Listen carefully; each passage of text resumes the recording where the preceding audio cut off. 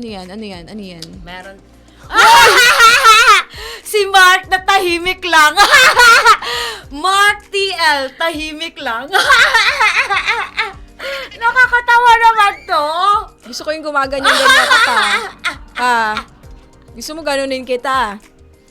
Ha? Paparanasan ko sa'yo ng ganito, Mark. Si Mark tahimik lang to. You don't do that. You just do this. Ako tatakpan ko muna to. Magpaturo ka kay Courtney muna. Kasi bata to. Parang anak. Ikaw. Baby boy pa eh. Oh, baby pa. Parang anak ko lang eh. Oh.